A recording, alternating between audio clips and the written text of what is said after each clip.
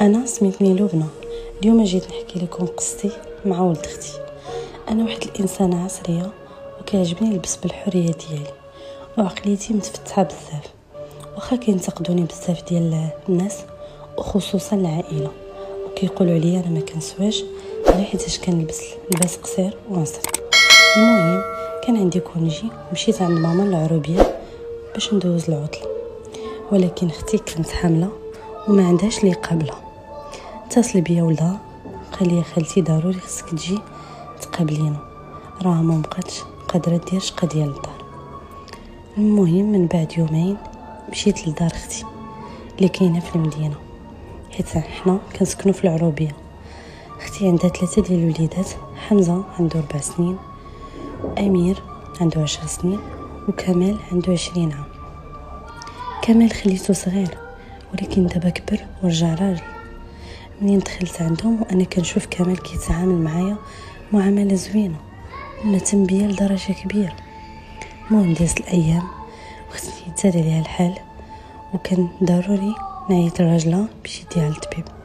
في ديك الليله اللي مشات اختي للطبيب شدوها باش تبات، وتما بقيت انا مع ولادها. الدراري الصغار نعسوا ولكن كمال بقى فايق وكيدير فيا شي شوفات في شي شكل.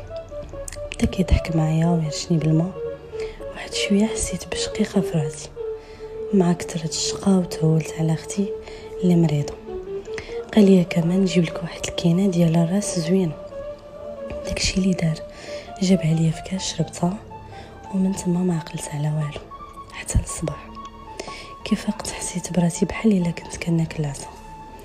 المهم معليش دازت ايام من بعد ما رجعت اختي للدار وتشافات وولدات بنيتها. بقيت معها في الدار واحد الاسبوع، بقيت كنلاحظ التعامل ديال كمال في شي شكل ماشي بحال معاملته بصفتي خالته. كنشوفو كيشوف ليا في المناطق الحساسه ديالي ونظرته فيا سبات. حتى لواحد النهار وكنت كنبدل حوايجي حتى نلقاه دخل عليا البيت وانا عريانه. قالت لي حشومه عليك الحيوان، انا خالتك وعارفني كنبدل حوايجي وجاي داخل عليا.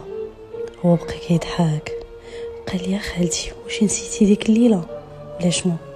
راه وقع اكثر من هادشي وكاع ما درتي، بالعكس كنتي فرحانه. تما تصدمت وما فهمت والو. بديت كنراجع الاعداد ديالي. ديك الليله اللي جاب لي فيها دواء انا نزيد نتاكد بلي كانت بيناتنا شي حاجه، انا ما جايبه اخبار. وهو مراهق عنده الدنيا هانيه، ولكن انا خالته كيفاش قدر يدير هادشي؟ تما كرهت وشنقت عليه. قلت لي قولي شنو درتي؟ قال لي يا خالتي عشت معك لحظات زوينه وكنتي في احلى مشهد وانتي بخاطرك بغيتي داكشي. فين هو المشكل؟ انا ما نكذبش عليكم، حشمت من راسي ومشيت جمعت حوايجي ورجعت لدارنا. ولكن المشكله ما غتوقفش هنا. المشكله من بعد 3 اشهر اكتشفت بلي انا حامله وانا عمري طحت مع شي راجل. كيفاش غنشرح هادشي لدارنا والناس؟ انا في ورطه وبغيت منكم اراء ديالكم.